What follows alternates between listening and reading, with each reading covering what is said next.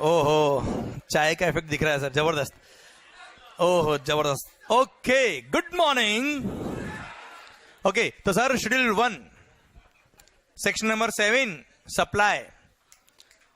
Section number 7 subsection 1 से supply includes clause number A, B और C. Clear? हम पढ़ रहे clause number C.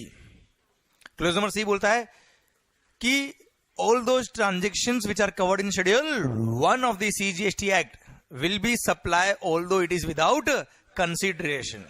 And at present there are 4 transactions.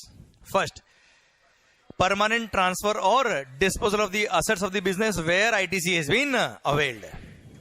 Second, supply of goods or service or both by a person to his related person or a distinct person in the course or furtherance of business.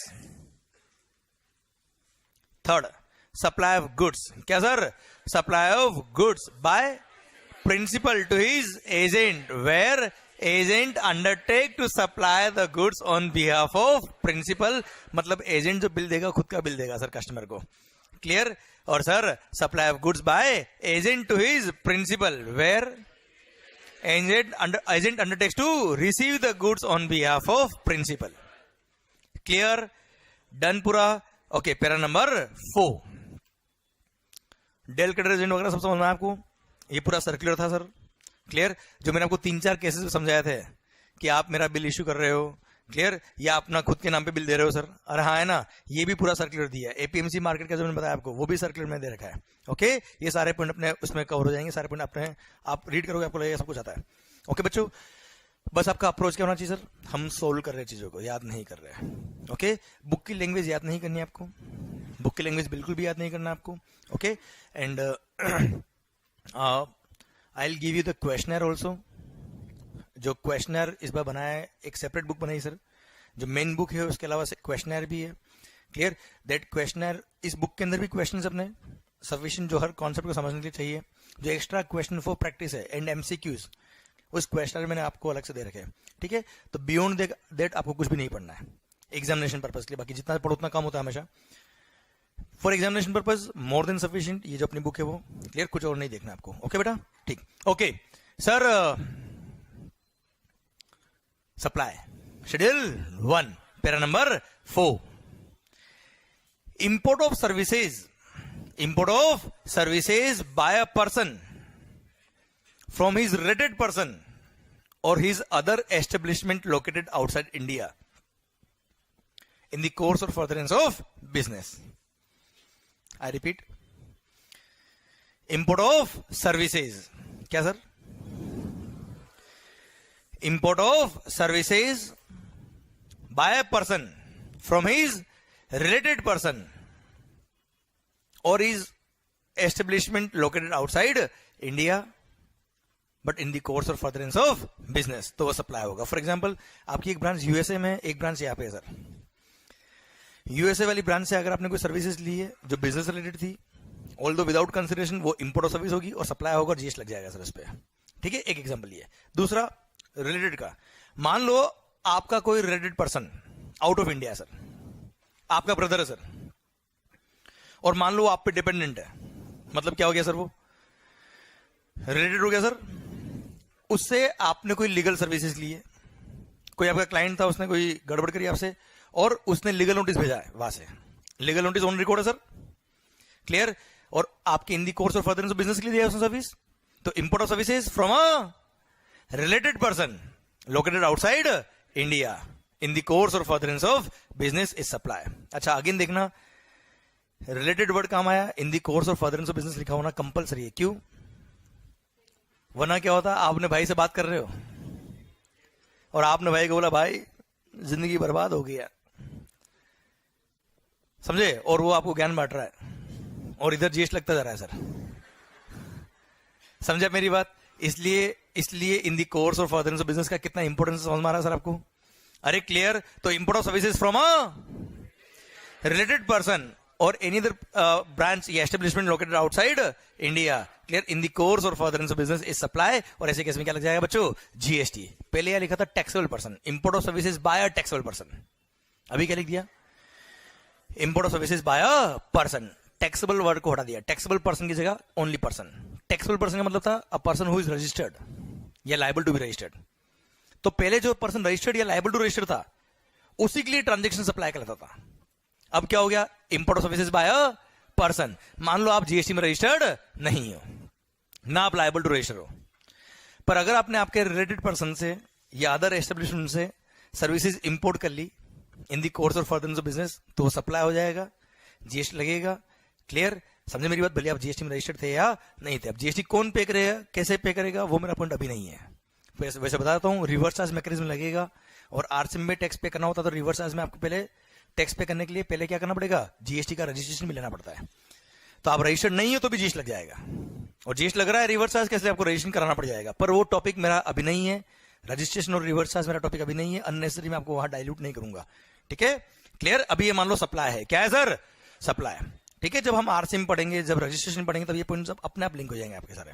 Okay sir, done. तो schedule 1 खत्म होता है। अब there are 4 transaction. कितने sir? देखा जाए तो 4 line है, पर टाइम कितना लगा समझ में आ रहा है सर आपको? आपको टाइम देना है, जल्दबाजी नहीं करनी सर। Okay, clear. तो sir schedule 1 4 transaction, although without consideration, फिर भी क्या है, सप्लाई। फर्स्ट क्या है, परमानेंट ट्रांसफर और disposal of the asset of the business where ITC has been availed. ITC नहीं लिया तो सप्लाई नहीं, good. Second, supply of goods or service or both by person to his related person or a distinct person in the course or furtherance of business. क्या होगा sir, supply. Clear, पक्का। इन the course or furtherance of business, per annum, पर employ 50,000 का gift है तो supply नहीं होगा। पर मैंने अपने एम्प्लॉय को आईफोन दिया है तो 1 लाख रुपए का, वो तो एनीवे सप्लाई है ही नहीं। सप्लाई है तो बात करेंगे ना 50,000 की सर हम। Clear, done sir. Para number 3, supply of goods by principal to his agent where agent undertake to supply the goods on behalf of principal and vice versa. Supply of goods by agent to his principal where agent undertake to receive the goods on behalf of principal. Para number 4, import of service, goods नहीं बेटा, import of service by a person from his related person और any other establishment located outside India in the course or furtherance of business is supply. पक्का sir, ये चारों transaction although without consideration है, फिर भी क्या होंगे, supply होंगे। और सप्लाई तो क्या लग जाएगा sir, GST, full stop. Clear, done sir. क्या चल रहा है, supply, supply sir. Section number 7, subsection 1। अब आप देखो वापस से सेक्शन नंबर 7 सबसेक्शन 1 को देखना। सप्लाई इंक्लूड्स, क्लोज नंबर 1 है, ऑल फॉर्म सप्लाई वगैरह, but it should be for a consideration plus in the course or furtherance of business. Clause number B, कोई बात नहीं, बिजनेस के लिए नहीं है चलेगा, पर import of services for a consideration. Clause number C, कोई बात नहीं, कंसिडरेशन नहीं है तो भी चलेगा। आप समझे मेरी बात? क्लियर। अगर कंसिडरेशन भी है, इन the course of furtherance of business भी है, तो क्लोज ए में कवर हो गया। कंसिडरेशन है पर इन the course of furtherance of business नहीं, पर इंपोर्ट ऑफ सर्विस है, तो क्लोज बी में आ गया। और कोई बात नहीं, कंसिडरेशन भी नहीं है, तो 4 ट्रांजेक्शन कहां कवर हो गए, पर अगर इन तीनों में कवर नहीं तो सप्लाई नहीं है। क्लियर, इन तीनों में कोई ट्रांजेक्शन कवर नहीं तो सप्लाई नहीं। एग्जाम्पल दू, एग्जाम्पल दू, मान लो मैंने मार्केट मैन्युफैक्चर किया, तो करो रे, मैंने हर ब्रेक में बताना पड़ता आपको, मैंने मार्केट मैन्युफैक्चर किए और ये मार्केट मैन्युफैक्चर करके मैंने फ्री सैंपल दे दिया आप लोगों को, फ्री सैंपल गुड्स मैंने डिस्ट्रीब्यूट कर दिया लोगों को, मेरे रिलेटेड पर्सन नहीं थे। क्लियर, क्या है, सप्लाई है क्या, दिस इज द क्वेश्चन। अब पता है जैसे ही क्वेश्चन है ना, माइंड ब्लैंक, क्या पता या तो होगा या नहीं होगा। तो अब मैं ये बता रहा हूं कि आपको किस तरह से सोल्व करना है चीजों को सर। ऐसे सिचुएशन जब आती है ना, कोई भी क्वेश्चन आपके सामने आएगा, सप्लाई है या नहीं, तो अब आप एकदम ब्लैंक हो जाता माइंड, अरे है या नहीं क्या पता। बुक से पढ़ा होगा तो याद आ जाएगा, बुक से पढ़ा नहीं होगा तो कैसे करोगे, वो बता रहा हूं मैं आपको क्या करने का। सेक्शन 7 में जाने का, सब सेक्शन 1 में गए, पहले देखो क्लोज ए में कवर है क्या, फ्री सैंपल दिया है, फॉर अ कंसिडरेशन ही नहीं, खत्म, इसमें कवर नहीं है। क्लोज बी में क्या था, इंपोर्ट ऑफ सर्विस था, हटाओ। क्लोज नंबर सी में देख लो शेड्यूल 1 में कवर है या नहीं है। फर्स्ट क्या था, अब इसमें चारों ट्रांजेक्शन देखो, आराम, जल्दी मत करो, आराम से। क्या होगा कि थोड़ा सा आप 2-3 बार इस तरह की प्रैक्टिस करेंगे ना सर, उसके बाद आपका आंसर फास्ट आएंगे सर। फर्स्ट टाइम से फास्ट आंसर नहीं आएंगे, 3-4 बार ये पूरी साइकिल घूमेगी माइंड में, तो फिर क्या फास्ट एकदम फटाफट प्रोसेस होगा। फर्स्ट क्या है, परमानेंट ट्रांसफर और disposal of the business assets where ITC has been availed. आपने तो खुद ने मैन्युफैक्चर किया है, क्लियर। आपने को इस पे परचेस करके आईटीसी तो लिया नहीं सर आपने, उसमें कवर नहीं हो रहा है। सेकंड है क्या, रिलेटेड पर्सन को दिया है, क्या रिलेटेड को नहीं दिया सर, डिस्टिंक्ट पर्सन को नहीं दिया है, प्रिंसिपल टू एजेंट भी नहीं है, और import of services from related person भी नहीं है। मतलब section number 7 subsection 1 clause number A B और सी कहीं कवर नहीं है, मतलब सप्लाई नहीं, खत्म। ऑथेंटिक आंसर आया, क्लियर। तो कोई भी क्वेश्चन आपके सामने आया लाइफ में, ऑथेंटिक अगर आपको आंसर चाहिए, क्लियर, विथ कॉन्फिडेंस, तो आंसर ऐसे ही निकालना है आपको सर, कोई शॉर्टकट नहीं चाहिए। ओके बच्चों, डन। तो sir section number 7 subsection 1 clause number D, जो मैंने लिख के काटा था सर, हाँ है ना, यहां पे लिखा था, देखना मैंने क्यों लिखा और क्यों काटा, मैं समझाता हूं। मान लो ये कट नहीं हुआ है, ओके बेटा। Section number 7 subsection 1 clause number D बोलता है वो सारे ट्रांजेक्शंस, ऊपर लिखा है सप्लाई इंक्लूड्स वो सारे transactions which are covered in schedule 2 of the CGST act will be treated either a supply of goods or a supply of service. Actually क्या था, there are some transactions जिनमें confusion था कि supply तो है, पर ये सप्लाई ऑफ गुड्स है या सप्लाई ऑफ सर्विस है। फॉर एग्जाम्पल रेस्टोरेंट सर्विस, आप रेस्टोरेंट जाते हो, खाना खाते हो सर, या कुछ पीते भी होंगे खाने, अरे जिस पे आप हंस रहे हो उस पे तो GST नहीं है रे सर।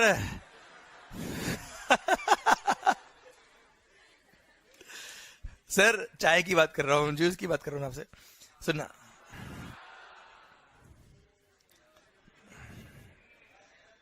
ओके सर, सरकार अब जो रेस्टोरेंट है, मान लो आपने खाना मंगाया, सब्जी मंगाई, तो बताओ वो गुड्स है या सर्विस है। उसने 100 रुपए का सब्जी दिया आपको, दाल मंगाई, दाल फ्राई ₹100, चलो गुड्स है या सर्विस है। आपने सर्विस खाई कि तो there was a confusion, clear. जब पहले सर्विस टैक्स और वेट हुआ करता था, तो 100 रुपए की दाल को 2 पार्ट में डिवाइड किया इन्होंने, कि इतना पोर्शन गुड्स है, इतना पोर्शन सर्विस है, इतने पोर्शन पे वेट लगेगा, इतने पोर्शन पर सर्विस टैक्स लगेगा। अब गुड्स हो या सर्विस टैक्स हो, मर्ज हो गया सर, क्लियर। पर there are some provisions which applies only on goods, there are some provision which apply only on services, so there is a need. जैसे आपने पढ़ा कि इंपोर्ट ऑफ गुड्स पर लगेगा क्या, कस्टम, इंपोर्ट ऑफ सर्विस पर GST, हाँ है ना, तो गुड्स है कि सर्विस है, डिफाइन तो करना पड़ेगा ना सर। टाइम ऑफ सप्लाई के प्रोविजंस, गुड्स के लिए अलग है, सर्विसेज के लिए प्रोविजन अलग है। प्लेस ऑफ सप्लाई हम पढ़ेंगे बाद में, गुड्स के लिए अलग है, सर्विसेज के लिए अलग है। So there are many governing provisions which are different for goods और सर्विसेज। टैक्स तो एक ही, नो डाउट GST, पर गवर्निंग प्रोविजन अलग अलग है गुड्स के लिए और सर्विसेज के लिए। दैट्स व्हाई डिफाइन करना पड़ेगा जहां झगड़े होंगे कि ये गुड्स है या सर्विस है। तो जहां पे डिफाइंड झगड़े थे कि ये तो हो चुके झगड़े, तो आगे झगड़े नहीं हो, तो क्लियरिटी के लिए गवर्नमेंट ने क्या कर दिया, उन डिस्प्यूटेड पॉइंट्स को शेड्यूल 2 में डाल दिया और बोल दिया ये ट्रांजेक्शन सप्लाई ऑफ गुड्स होगा, ये ट्रांजेक्शन सप्लाई ऑफ सर्विस होगा, दिमाग खराब मत करना, क्लियर। यो क्यों डाला शेड्यूल 2 में, just for the purpose of clarification, हाँ है ना। पर क्या हो गया, एक ड्राफ्टिंग एरर हो गया गवर्नमेंट से।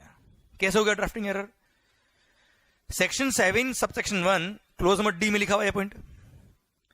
अब सेक्शन नंबर 7 सब सेक्शन 1 के ऊपर क्या लिखा है सर, हेडिंग, तो supply includes clause number D वाले पॉइंट भी। तो मान लो कोई ट्रांजेक्शन ऐसा है एक्सेप्शनल जो इन तीनों में कवर नहीं है, जो इन तीनों में कवर नहीं हो रहा है, पर शेड्यूल 2 में वो डायरेक्टली इनडायरेक्टली आ गया, तो वो भी सप्लाई के स्कोप में आ जाएगा सर, क्योंकि ऊपर लिखा सप्लाई इंक्लूड्स, हाँ है ना। तो sir intent of the government ये नहीं था, intent of the government schedule 2 के अंदर नए ट्रांजेक्शन लाना नहीं था। Intent of the government, purpose of this point was just to clarify the transaction which are already supply, supply तो है पर डिस्प्यूट था गुड्स है या सर्विस है। पर कुछ ट्रांजेक्शन ऐसे थे जो शेड्यूल 2 में आने की वजह से सप्लाई के स्कोप में आ रहे थे, ऑल्दो ABC में कवर नहीं थे, इसलिए रेट्रोस्पेक्टिव अमेंडमेंट किया गवर्नमेंट ने, क्लोज डी को किया डिलीट और इसको सब सेक्शन 1A बना के डाल दिया। और सबसेक्शन 1A में लिख दिया the transactions which are supply as per section number 7 subsection 1. क्या बोला सर? द ट्रांजेक्शंस और activities which are supply as per section number 7 subsection 1 will be treated इधर एज सप्लाई ऑफ गुड्स और supply of service as per schedule number 2. मतलब D से हटा दिया, schedule 2 में कोई चेंज नहीं किया. शेड्यूल 2 जो शुरू में था वही अभी है. और रेट्रोस्पेक्टिव अमेंडमेंट जब से जीएसटी एप्लीकेबल हुआ मतलब 1 जुलाई 17 से इसको अप्लाई कर दिया और बोल दिया क्या, ये जस्ट क्लैरिटी के लिए दिमाग खराब मत करना, इसमें कोई ट्रांजेक्शन एक्स्ट्रा आ रहा है जो सप्लाई नहीं है तो सप्लाई ही नहीं है, तो बात ही खत्म हो जाएगी. गुड्स और सर्विस की बात क्या करें इसमें हम. क्लियर? तो सर अब कंक्लूसिवली बात करूं तो क्या हो गया सर? भी अभी सबसेक्शन 1A में कवर ही है और सबसेक्शन 1A क्या बोलता है, अगर कोई ट्रांजेक्शन, क्या बोला सर, सेक्शन नंबर 7 सबसेक्शन 1 में कवर है, क्लियर, तो ही बात करेंगे शेड्यूल 2 की. और शेड्यूल 2 में कोई ऐसा ट्रांजेक्शन आ जाए जो सबसेक्शन 1 में कवर नहीं हो रहा तो वो सप्लाई है ही नहीं, दिमाग खराब करना ही मत. क्लियर? तो जो ट्रांजेक्शन ऑलरेडी सप्लाई है उन ट्रांजेक्शन में कुछ ट्रांजेक्शन ऐसे थे जहां डिस्प्यूट था कि ये सप्लाई ऑफ गुड्स है या सप्लाई ऑफ सर्विस है, उनको शेड्यूल 2 में लिख के डिफाइन कर दिया कि this particular transaction is supply of goods and this is supply of service. Clear? पक्का? डन. तो सर शुरू करें क्या शुरू करें? शेड्यूल 2. तो section number 7 subsection 1 close D हट गया, 1A आ गया. 1A में क्या लिखा समझ में आया आपको? अब क्या शुरू करें हम? आवाज नहीं आ रही ओए. ओके, शेड्यूल 2 में देर आर 7 पैराज. 7 पैरा बेटा, बुक्स में मत देखो आप, भले ध्यान दो, मस्त एकदम याद करके भेजूंगा, ये मेरी गारंटी आपसे. ओके सर, आपसे अगेन रिक्वेस्ट, जो मैंने कल भी बोला था आपसे, आपको सेम डे पढ़ना है. ठीक है, सेम डे जो पढ़ेंगे उनको रियलाइज हो जाएगा कि मैं क्या बात कह रहा हूं आपसे. क्लियर? आप एक बार सेम डे पढ़ोगे, आपका कॉन्फिडेंस लेवल देखना, कुछ नहीं और कुछ नहीं, आपको नया पॉइंट एक भी नहीं मिलेगा. क्लियर? पर आपका कॉन्फिडेंस लेवल अलग ही हो जाएगा सर. ओके ठीक है सर, दे देना. और आप अगर सेम डे पढ़ के आओगे तो मैं 5-6 दिन बाद आपसे बात करूंगा कि क्या रिजल्ट रहा. क्लियर? इस क्लास का वो आपको अभी नहीं बोलूंगा, अभी बोलूंगा तो ऐसा लगेगा कि कुछ भी बोल रहा है. आप उसको रियलाइज करेंगे फिर मैं बोलूंगा उसके बारे में कि आपने जो पढ़ा उससे क्या हुआ. ओके सर, सुनो ध्यान से. Schedule 2 para 1 is regarding goods. First, अच्छा पता है शेड्यूल 2 क्यों है वापस बताना सर? उन एक्टिविटीज और ट्रांजेक्शन को क्लेरिफाई करने के लिए कि सप्लाई ऑफ गुड्स है या सप्लाई ऑफ सर्विस. तो ये क्लेरिफाई करने के लिए आया ना सर. तो थोड़ा सा अगर हम लॉजिकली सोचेंगे ना तो आप भी मुझे आंसर दे पाएंगे. चलेगा? तो एक काम करते, मैं नहीं पढ़ाता हूं, आपसे पूछता हूं और आप मुझे जवाब देना सर. खत्म, अपने आप याद हो जाएगा सर आपको. ओके फर्स्ट, अच्छा कभी भी एग्जाम में क्वेश्चन ये नहीं आएगा राइट डाउन शेड्यूल 2. आप बात समझो, दिस इज सीए फाइनल. तो आपको मगअप नहीं करना है सर, चीजों को समझना है, सोल्व करना है. ओके सर, फर्स्ट मैंने आपको गुड्स बेच दिया, मैंने आपको गुड्स बेचा, बताओ क्या है? सप्लाई तो है. सप्लाई ऑफ गुड्स है कि सप्लाई ऑफ सर्विस है? आवाज नहीं आ रही sir. That's it sir. Para 1 में 3 पॉइंट है. फर्स्ट है transfer of title in any goods. Title मतलब ownership in any goods is supply of goods.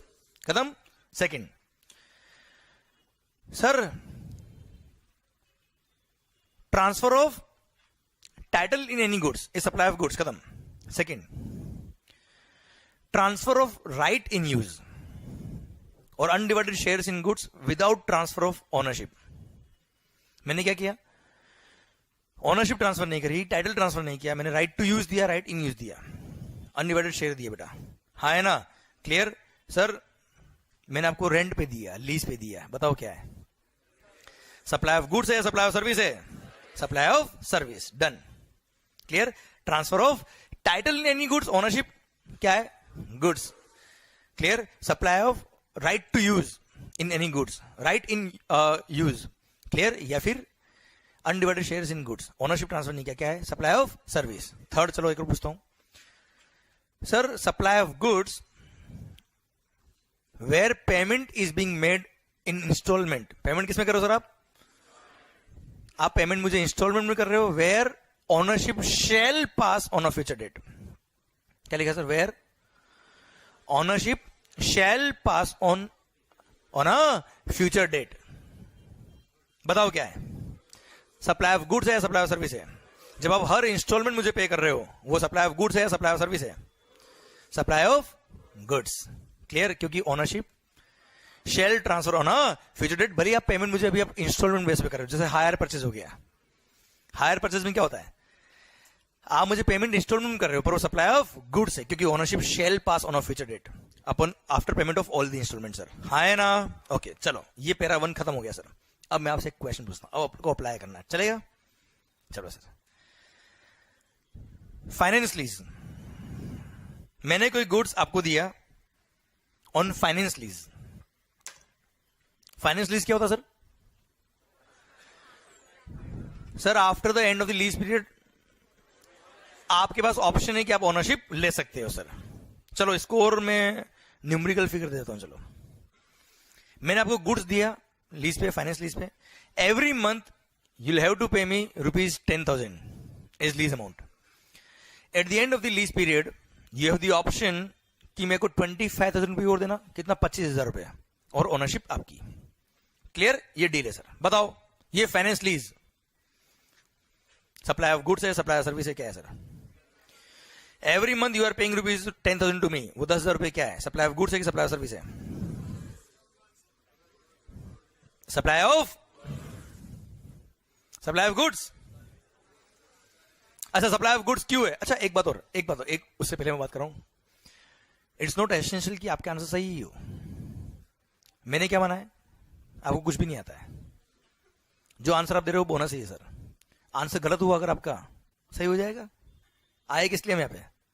इसलिए तो आया सर, ठीक है? तो अगर आपका आंसर गलत हो कभी भी, डोंट गेट डीमोटिवेटेड, ठीक है? आंसर जैसे ही गलत हो, उसको मैंने जैसे सही किया, यस, आज जिंदगी में एक स्टेप आगे बढ़ गए, मजा आ गया, क्लास आने का पर्पस पूरा हो गया। सर ध्यान देना, हमेशा पॉजिटिव माहौल बनना चाहिए, नेगेटिव नहीं सर। और यार गलत हो गया, उससे क्या नेगेटिविटी फैलती है? Never sir. आप यहां मोटिवेट होने के लिए आए हो। क्लियर? मैं ये प्रूव करने नहीं आया देखो मेरे को कितना आता, आपको नहीं आता, ऐसा नहीं है सर। मैं ये प्रूव करने आया देखो अब आपको कितना आ गया है, that's it. Clear? This is the purpose obviously sir. और जो भी मैं हूं आपकी वजह से हूं सर, और क्या है? अरे सो लिटरली स्पीकिंग, मैं फर्स्ट डे बोलता हूं हमेशा, आपको कुछ भी नहीं आता है, कोई भी मेरा बैच हो। क्लियर? उसका पर्पस ये है, अगर मेरे पढ़ाने के बाद भी आपको नहीं आया तो आपको टेंशन नहीं है, टेंशन मेरी है वो। क्लियर? आपको नहीं आता इसलिए आप यहाँ पे आए हो, ठीक है? आपका आंसर गलत हुआ चलेगा, इट्स नॉर्मल, गलत होना था वो तो, सही करना मेरा काम है। ओके? सो ऐसा नहीं सोचना कि यार गलत हो गया, गलत हो सकता है, ठीक है सर? चलो बात करते हैं हम फाइनेंस लीज में। मैंने अगर आपको गुड्स दिया है, बताओ क्या सप्लाई ऑफ गुड्स है कि सप्लाई ऑफ सर्विस है? 10,000 रुपए जो आप हर महीने में को दे रहे हो, गुड्स। क्यों गुड्स? क्योंकि वहां पे ओनरशिप ट्रांसफर होगी, कंफर्म है? अगर कंफर्म होता तो गुड्स होता, where ownership shall transfer on a future date. क्या फाइनेंस लीज में ownership shall transfer on a future date? Hire purchase में यस। इसलिए फाइनेंस लीज हो या ऑपरेटिंग लीज हो, that's a supply of service. तो एवरी मंथ 10,000 रुपीज आप मुझे पे कर रहे हो, that is a supply of service. पर हां, at the end of the lease period अगर आपने मेरे को 25,000 रुपये देकर गुड्स परचेज कर लिया, तो 25,000 वाला ट्रांजेक्शन जो होगा, that particular transaction of rupees 25,000 will be supply of goods. Every month you are paying 10,000 is supply of service. Hire purchase में every instalment is supply of, hire purchase में every instalment is supply of goods. Clear? Done sir. Schedule 1 para 1 खत्म होता है, अब खत्म। मैंने क्या बोला सर? हर पॉइंट का आपको इस तरह से पढ़ना कि you are a consultant, that's it. कोई भी कैसा आना चाहिए। ऑपरेटिंग लीज बताओ क्या है? ऑपरेटिंग लीज क्या है sir? Service, that's it. Okay, schedule 1 3, schedule 2 para 1 3 transaction वापस बोलता हूं मैं। Transfer of title in any goods, supply of goods. Clear? Right in use दिया है, अनडिवाइडेड शेयर्स इन गुड्स दिया है, विदाउट ट्रांसफर ऑफ ओनरशिप क्या है? Supply of service. और third, where you are making payment to the supplier in installment where ownership shall pass on a future date upon payment of all the installment that is a supply of goods. Clear बच्चों? Done. Para number 2, answer आप देंगे again, अच्छा books में मत देखना है ना बेटा, वरना आंसर आप दे नहीं पाए, आपका माइंड नहीं चल पाएगा उसमें। सर मैंने कोई लैंड जमीन आपको लीज पे दी, लाइसेंस पे दी, रेंट पे दी, ईजमेंट राइट दिए मान लो, बताओ क्या है? सप्लाई ऑफ सर्विस है, गुड्स, सप्लाई ऑफ सर्विस, खत्म, डन। उसी में सेकंड पार्ट है, मैंने कोई बिल्डिंग, ये क्लासरूम फॉर एग्जांपल, ये बिल्डिंग मैंने आपको रेंट पे दी, लीज पे दी, लाइसेंस पे दी, ईजमेंट राइट दिए, बताओ क्या है? आवाज नहीं आ रही है? सप्लाई ऑफ सर्विस, क्लियर, पक्का, भली कमर्शियल पर्पस था, रेजिडेंशियल था, जो भी पर्पस था, supply of service, clear, okay, done. Para number 3। अच्छा इसमें एक सर्कुलर भी आएगा टेनेंसी प्रीमियम वाला, वो बात करूंगा बाद में आपसे, ठीक है सर, वो लास्ट में मैंने दिया हुआ है। ओके सर, पैरा नंबर 3, आपने, मैंने मान लो आपको कोई गुड्स दिया, मैंने आपको कोई गुड्स दिया, उस गुड्स पे आपने रिपेयरिंग किया, जॉब वर्क किया, कोई पेंटिंग करी, और वो काम करके मेरे को दे दिया आपने मेरे से उसके लिए कोई चार्ज लिया, बताओ क्या है? सर्विस या गुड्स? आपने मेरे को गुड्स बेचा या सर्विस दी है? पक्का, डन। तो ये treatment on goods given by somebody else, किसी और की गुड्स पे आपने कोई ट्रीटमेंट किया है, कोई प्रोसेस किया, तो it's a supply of service, जैसे जॉब वर्क हो गया, रिपेयरिंग हो गया, कुछ भी काम हो गया सर, ओके डन। ये पैरा 3 खत्म। पैरा नंबर 4 टफ है क्या सर? पक्का, done.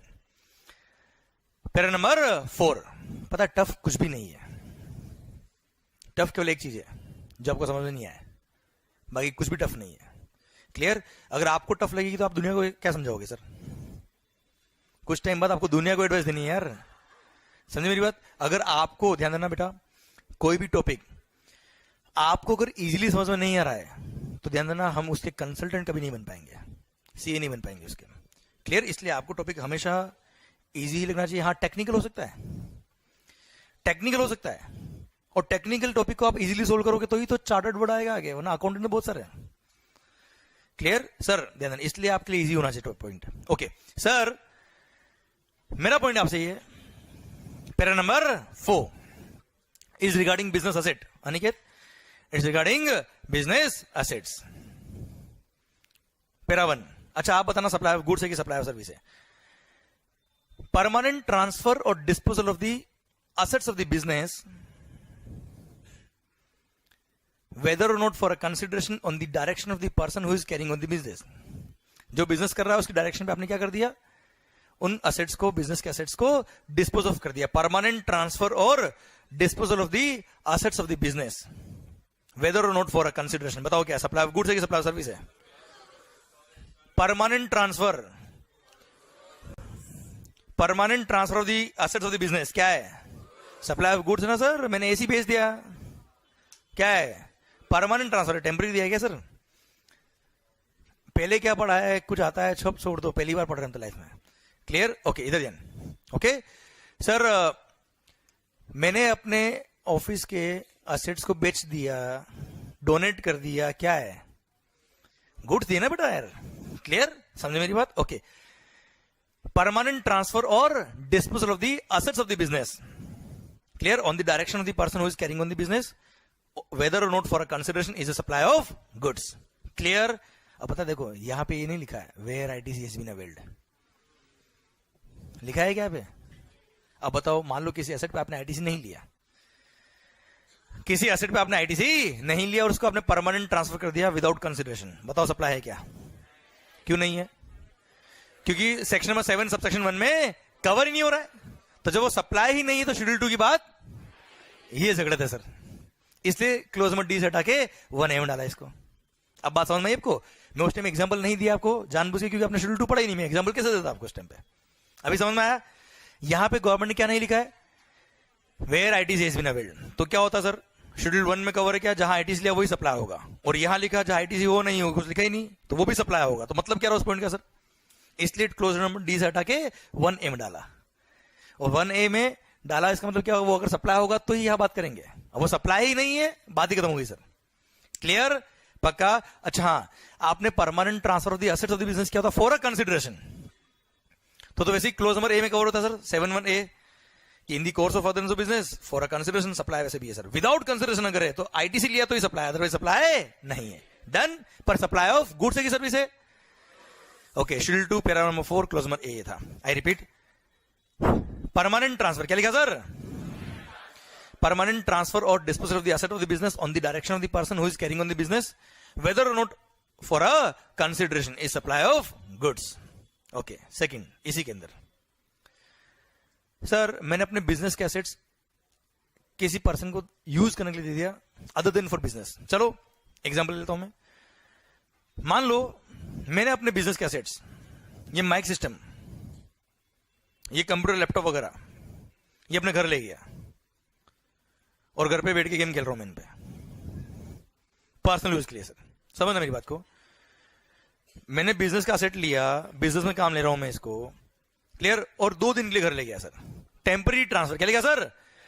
Temporary transfer or permitting the use of the assets of the business whether or not for a consideration on the direction of the person who is carrying on the business. बताओ क्या है? Supply of goods है कि supply of service है? Supply of service है. पक्का बच्चों? तो सर चलो 1-2 क्वेश्चन मेरा आपके लिए, 1-2 क्वेश्चन मेरा आपके लिए पूछ लो सर. चलो सर, क्या नाम सर? रोहन. रोहन ने क्या किया सर? अब सर जो बात कर रहा हूं उसको थोड़ा समझने की कोशिश करना सर. ये किसी कंपनी के एम्प्लॉई है या इनकी खुद की कंपनी सर. इन्होंने क्या किया, ऑफिस के लैपटॉप को घर ले गया और घर जाके 2 मूवी देख ली सर. ऑफिस का लैपटॉप जो ऑफिस में काम आता है सर, घर ले गया और घर पे 2 मूवी देख ली. बताओ क्या है? लैपटॉप इसने ऑफिस का यूज लिया है और मूवी देख के 2 दिन और सर मॉर्निंग वापस ऑफिस. Yes sir. बताओ क्या है? That is a supply of service. समझे? ये मानेंगे कि ऑफिस वालों ने आपको घर पे पर्सनल यूज के लिए रेंट पे दिया है. Clear? And that is a supply of service. उस पर जीएसटी पे करना पड़ेगा. बहुत सारे लोग टेंशन में आ गए कि हम तो सर रोज ही सर, और कुछ लोगों को तो शर्म भी आ रही है बोलते हुए. सर अब पॉइंट ये है सर हमने तो कभी जीएसटी पे ही नहीं किया. तो इसका मतलब ये तुमने जीएसटी पे नहीं किया तो लॉ में चेंज कर दे. आप बात समझना, लॉ में क्या लिखा है? सप्लाई ऑफ सर्विस है. आप पे नहीं करो इसका मतलब ये नहीं कि सप्लाई ऑफ सर्विस नहीं है. क्लियर? अच्छा, तो माइंड में पॉइंट आया सर, ऑफिसर को पता कैसे पड़ेगा? तो चोर कौन होता है सर? जो पकड़ा जाए. समझ में आई मेरी बात? तो इसीलिए सिंह से इग्नोर हो जाते हैं बात. इसका कोई एविडेंस नहीं होता है. ऑफिसर इतना डेप्थ में नहीं जा सकता है, इसलिए सप्लाई में कवर प्रैक्टिकली लोग नहीं कर पाते हैं. अदरवाइज एज पर लो ये सप्लाई ऑफ सर्विस है. क्लियर? तो आप में बहुत सारे लोग ये भी सोचेंगे सर फिर प्रैक्टिकल कोई एग्जांपल तो डिपार्टमेंट पकड़ेगा. थोड़ा थ्योरी थोड़ी पढ़ना, केवल प्रैक्टिकल होना चाहिए ना सर. दो एक शानदार एग्जांपल. वीरेंद्र तो फिर मैं क्या करूं यार. ओके, इनकम टैक्स का असेसमेंट हुआ आपका सर, और मान लो किसी असेट पे प्रोपोर्शनेट डेप्रिसिएशन उसने डिसअलाउ कर दिया. प्रोपोर्शनेट डेप्रिसिएशन क्या कर दिया, और आपने उसको एक्सेप्ट कर लिया, अपील फाइल नहीं करी. अच्छा, उसने प्रोपोर्शनेट डेप्रिसिएशन क्यों डिसअलाउ किया? अगले दिन डिपार्टमेंट खड़ा हो जाएगा जीएसटी वाला, लाओ भाई जीएसटी दे दो. क्यों? ये रहा पेरा शेड्यूल 2 पैरा 4 क्लोज बी क्या बोलता है? Temporary transfer or permitting the use of the assets of the business on the direction of the person who is carrying on the business whether or not for a consideration is a supply of service. Clear? समझे? ध्यान रखना, ये बहुत भारी point है जो अभी तो इंडस्ट्री के सामने आए नहीं है. लोग समझ ही नहीं पाए इन पॉइंट्स कब तक. Clear? This are very important point sir. I hope you are getting the point sir. समझ में आया क्या पॉइंट? अच्छा, लॉजिकली भी है या नहीं सर? आप बताओ. चलो आप अपने एंगल से मत सोचो, गवर्नमेंट एंगल से सोचो. लॉजिकल है या नहीं सर? भाई आप बिजनेस के गुड्स है, बिजनेस में आप क्रेडिट ले जा रहे हो, बिजनेस के नाम पे लिया आपने, और पर्सनल यूज में ले रहे हो, मतलब क्या है? इंडिविजुअल लेवल पे आप काम ले रहे हो उसको, तो सप्लाई और रेंट बनेंगे ना सर उसको, एक सप्लाई और सर्विस. अरे क्लियर? डन. तो सर यस बच्चों, यहां पर जो आपने शेड्यूल 2 पैरा 4 क्लोज ए और क्लोज बी पढ़ा है, यह एक छोटा सा अमेंडमेंट हुआ है. यहां पे अभी जो आपने वर्ड पढ़े उसमें वर्ड्स लिखे थे whether or not for a consideration. Clause A में भी लिखा था और क्लोज बी में भी लिखा था. इन वर्ड्स को डिलीट कर दिया है. I repeat, weather or not for a consideration in words को डिलीट कर दिया है by finance act 2020 retrospectively effectively with effectively from 1 जुलाई 2017 जब से जीएसटी आया था। अब आप बोलोगे सर ये क्या बोल रहे हो आप, हमको समझाओ भी तो सही। हाँ बच्चों समझाता हूं मैं आपको। Friends weather or not for a consideration ये वर्ड डिलीट कर दिए। डिलीट क्यों किए? क्योंकि इनकी वजह से सप्लाई के स्कोप में एम्बिग्यूटी क्रिएट हो रही थी, कंफ्यूजन हो रहे थे मार्केट में, इसलिए इन वर्ड्स को डिलीट कर दिया। पर हां इन वर्ड्स को डिलीट करने की वजह से कोई इंपैक्ट नहीं है, ये केवल एक क्लेरिफिकेटिव नेचर का अमेंडमेंट है। क्योंकि आपको पता है हमने अभी भी बात करी शेड्यूल 2 में जितने भी ट्रांजेक्शंस कवर है वो सब अगर सेक्शन नंबर 7 सब सेक्शन 1 के अकॉर्डिंग अगर सप्लाई है तो ही शेड्यूल 2 में हम आएंगे। सेक्शन नंबर 7 सब सेक्शन 1 के अकॉर्डिंग अगर कोई ट्रांजेक्शन सप्लाई होता है और उसमें अगर डाउट है कि ये particular transaction supply of goods है या सप्लाई ऑफ सर्विस है तो उसके लिए हम आए शेड्यूल नंबर 2 में। पर शेड्यूल नंबर 2 कोई नया ट्रांजेक्शन नहीं डिफाइन करेगा कि ये भी सप्लाई है साहब।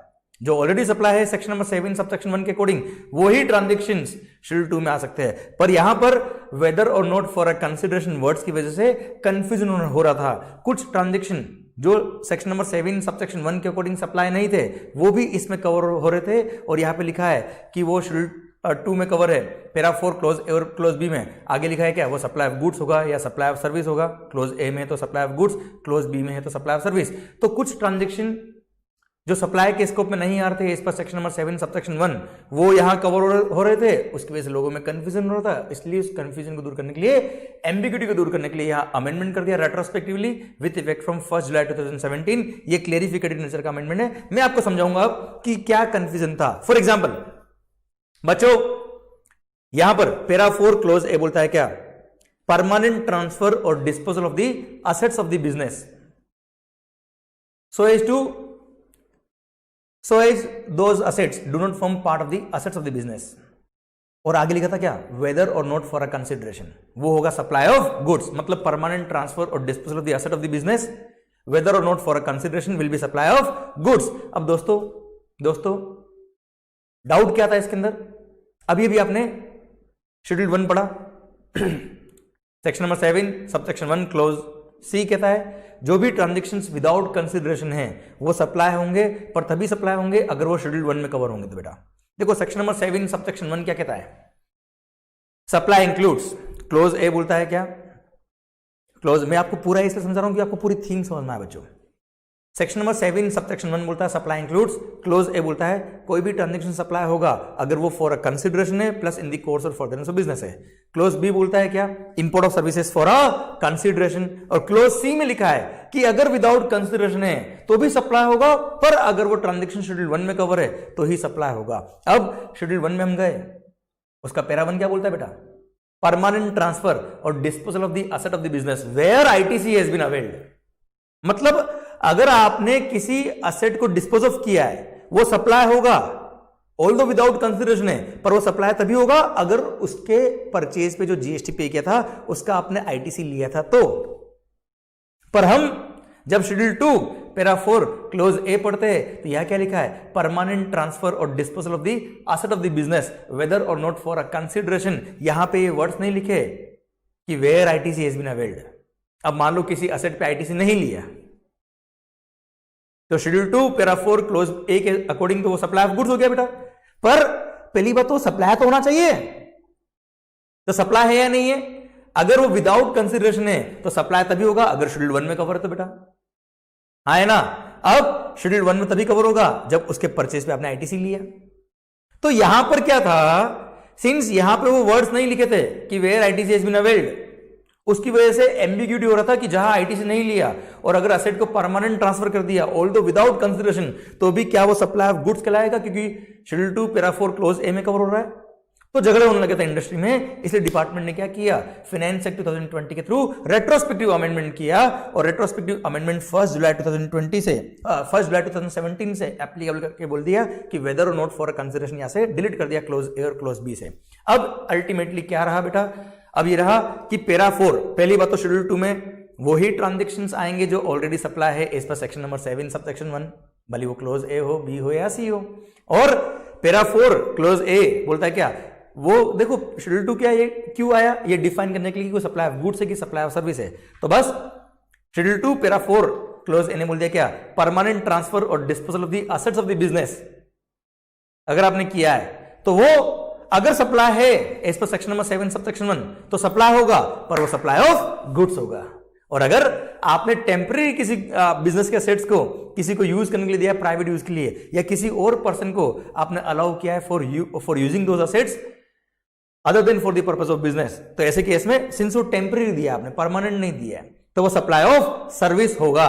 अच्छा, वो सप्लाई है या नहीं है ये सेक्शन नंबर 7 से आप 7 सबसेक्शन 1 से डिफाइन करिएगा, पर अगर सप्लाई है तो वो सप्लाई ऑफ सर्विस कहलाएगा। अच्छा देखिए, विदाउट कंसिडरेशन वाले ट्रांजेक्शंस सप्लाई तभी होंगे जब वो क्लोज नंबर सी में कवर होंगे, सेक्शन नंबर 7 सबसेक्शन 1 के क्लोज नंबर सी में। अगर वो शेड्यूल 3 में कवर है तो बेटा, सॉरी शेड्यूल 1 में कवर, तो section number 7 subsection 1 close C बोलता है शेड्यूल 1 में जो ट्रांजेक्शन कवर है वो ही ट्रांजेक्शन सप्लाई होंगे अगर विदाउट कंसिडरेशन है तो अगर विदाउट कंसिडरेशन वाले ट्रांजेक्शन शेड्यूल 1 में कवर होते हैं तो सप्लाई होंगे, और सप्लाई है तो सप्लाई ऑफ गुड्स है या सप्लाई ऑफ सर्विस है वो शेड्यूल 2 ने डिफाइन कर दिया, और बोल दिया पैरा 4 ने क्या, बिजनेस के एसेट्स को परमानेंट ट्रांसफर कर दिया तो सप्लाई ऑफ गुड्स होगा, और बिजनेस के एसेट्स को आपने टेम्पररी दिया किसी को यूज करने के लिए other than for the purpose of business, या आपने खुद ने प्राइवेट यूज के लिए यूज कर लिया तो सप्लाई ऑफ सर्विस होगा। क्लियर? और वो सप्लाई है या नहीं है वो आपको साहब सेक्शन नंबर 7 सबसेक्शन 1 से डिफाइन करना पड़ेगा। तो यहां पे weather or not for a consideration words को डिलीट किया, उससे इंपैक्ट कुछ नहीं आया, बस मार्केट में जो एम्बिग्यूटी थी उसको क्लियरिफाई कर दिया। ये क्लियरिफिकेटिव नेचर का अमेंडमेंट है, कोई मेजर अमेंडमेंट नहीं बेटा। क्लियर? भारत माता की जय, ऑल द वेरी बेस्ट, अच्छे से पढ़िए। माहौल clause number C, sorry para 4 clause C, इधर ध्यान। चल क्या रहा है सर? सप्लाई में क्या चल रहा है? सबसेक्शन 1 है, सबसेक्शन 1 में क्या चल रहा है? शेड्यूल 2, शेड्यूल 2 में para number 4 regarding business assets. First हमने पढ़ा परमानेंट ट्रांसफर और disposal of the asset of the business.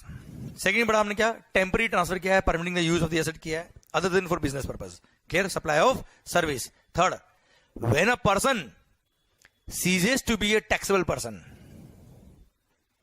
मतलब कोई पर्सन पहले जीएसटी में रजिस्टर्ड था, ध्यान से सुनना, कोई पर्सन पहले जीएसटी में रजिस्टर्ड था, अब उसने अपना रजिस्ट्रेशन सरेंडर कर दिया या उसका रजिस्ट्रेशन कैंसिल डिपार्टमेंट ने कर दिया या उसने करा दिया, अल्टीमेटली वो टैक्सेबल पर्सन नहीं रहा। That person ceases to be a taxable person. Yes sir, when a person ceases to be a taxable person, तो जितने भी assets of the goods, assets of the business दिख रहे हैं आपको, ये सब मान लेंगे उसने खुद ने खुद को ही सप्लाई कर दिया। ये सब क्या मान लेंगे सर? उसने खुद ने खुद को ही सप्लाई कर दी, और क्या लग जाएगा? जीएसटी। मतलब रजिस्ट्रेशन कैंसिल कराना तो पहले इन सब का जीएसटी पे करो, फिर रजिस्ट्रेशन कैंसिल कराओ। लॉजिक क्या है इसके पीछे का? भाई साहब, जब आपने सारा एसेट लिए, सारा क्रेडिट ले लिया उसी दिन आपने, और फिर 4 दिन बाद बोलते हो क्या रजिस्ट्रेशन क्या कर दो, कैंसिल। वाह भाई, मजे ले लिया आपने क्रेडिट के तो पूरे। क्लियर? दैट्स व्हाई गवर्नमेंट ने इसको शेड्यूल 2 पैरा 4 क्लोज सी में डाल के बोल दिया क्या, यहाँ पे आपको सप्लाई मान लेंगे, सप्लाई इस ट्रांजेक्शन को। और when a person ceases to be a taxable person, तो जितने भी एसेट्स उसके बिजनेस के हैं ये सब क्या मान लेंगे? सप्लाई हो गए, उसने खुद ने खुद का सप्लाई कर दिया मान लेंगे, और उसको जीएसटी पे करना पड़ेगा। क्लियर? पक्का बच्चों? 100% डन। पर जिन एसेट्स पे उसने आईटीसी लिया होगा ना सर, उन्हीं में उसको सप्लाई मानेंगे। क्यों? क्योंकि section number 7 subsection 1 clause number C schedule 1 first transaction cover होगा ये, और permanent transfer of the asset हो गया एक तरह से ये, और वहां पे आईटीसी लिया तो ही सप्लाई होता ना बेटा यार। ये तो ये यहां नहीं लिखा, पर इंटरप्रिटेशन में निकलेगा सर इसका। Clear? I repeat the point, when a person ceases to be a taxable person, तो जितने भी एसेट्स ऑफ द बिजनेस है क्या मान लेंगे सर? उसने खुद ने खुद को सप्लाई कर दिए, सप्लाई हो जाएगा, सप्लाई ऑफ गुड्स होगा सर ये, और जीएसटी लग जाएगा उसमें सर। क्लियर? पक्का? Done sir. पर इसके 2 एक्सेप्शन है बेटा। क्या? फर्स्ट, अगर मैंने अपना बिजनेस किसी और को ट्रांसफर कर दिया एज ए गोइंग कंसर्न, या फिर मेरे लीगल हायर, सेकंड एक्सेप्शन, मेरे लीगल हायर उस बिजनेस को कंटिन्यू कर रहे हैं एज ए गोइंग कंसर्न, तो यार हुआ क्या उसमें? क्या रजिस्ट्रेशन मेरा नाम हटके किसी और का लग गया सर? आप बात समझना, बाहर नाम जो बोर्ड था वो हटके किसी और का लग गया सर। क्लियर? गवर्नमेंट को लॉस हुआ क्या इसमें सर? कुछ लॉस नहीं हुआ सर, इसलिए उसको सप्लाई नहीं मानेंगे। क्लियर? आई रिपीट, मैंने अपना रजिस्ट्रेशन कैंसिल करके बिजनेस वगैरह बंद कर दिया, या बिजनेस चालू है पर रजिस्ट्रेशन नहीं है मेरा, तो सप्लाई मान लिया, पर मेरा नाम हटके जैसे पेन नंबर चेंज हो गया ना बेटा यार, आज मान लो मेरे लीगल हायर बिजनेस को कंटिन्यू कर रहे हैं, आई एम एन इंडिविजुअल, तो पेन नंबर मेरा चेंज हो गया, उनका आएगा सर, उनको नया रजिस्ट्रेशन करना पड़ेगा, तो they continue the business, government को लॉस नहीं है sir, clear, they will pay the GST, कोई दिक्कत नहीं सर, तो इस तरीके में सप्लाई नहीं होगा, clear. But when a person ceases to be taxable person, तो सारे एसेट्स ऑफ द बिजनेस क्या मान लेंगे, सप्लाई हो गए हैं, एक्सेप्ट दो एक्सेप्शन, फर्स्ट मैंने किसी को बिजनेस ट्रांसफर कर दिया है, clear, where he is continuing the business as a going concern, या फिर मेरे लीगल हायर उस बिजनेस को कंटिन्यू कर रहे एज अ गोइंग कंसर्न, तो वो सप्लाई नहीं है, क्लियर, डन। ये पैरा नंबर 4 खत्म होता है अब, क्लियर। एक बार पैरा नंबर 5 शुरू करने से पहले पैरा नंबर 1 2 3 4 वापस बोल दूं, पूरा वापस बोल देता हूं मैं आपके लिए सर, वरना क्या होता है मल्टीपल पॉइंट आता है ना सर, तो ऐसा लगता है बस चल रहा है, खत्म हो रहा है पॉइंट, ठीक है। आपको जब भी ऐसा फील आता है पढ़ते वक्त, तो एक बार जो पॉइंट आपको लग रहा है चल रहा है, खत्म हो रहा है, पता नहीं मेरे को याद है या नहीं, तो उनको वापस देख लो एक बार, और क्या है, 2 मिनट लगेंगे सर। सुनना, schedule 2 para 1 is regarding goods, उसके 3 पॉइंट, फर्स्ट है transfer of title in any goods, क्या है, तो सबकी आवाज नहीं आ रही, मजा नहीं आ रहा सर, क्या है, सप्लाई ऑफ गुड्स, पक्का। Second sir, permitting right in use दिया है या अनडिवाइडेड शेयर्स दिए without transfer of ownership of the goods, बताओ क्या है, सर्विस। थर्ड सर, मैंने कोई गुड्स आपको इंस्टॉलमेंट बेसिस पे पेमेंट के लिए अलाउ किया है, और you are making me the payment on instalment basis, जहां पे ownership shall transfer on a future date upon payment of all the instalment, बताओ क्या है, supply of goods. Second para, मैंने कोई लैंड लीज पे दिया है, लाइसेंस पे दिया है, रेंट पे दिया है, ईजमेंट राइट दिया, बताओ क्या है, सप्लाई ऑफ सर्विस। मैंने कोई बिल्डिंग या उसका कोई पार्ट आपको लीज पे दिया, रेंट पे दिया, लाइसेंस पे दिया है, ईजमेंट राइट दिया, टेनेंसी राइट दिया, बताओ क्या है, supply of service, clear.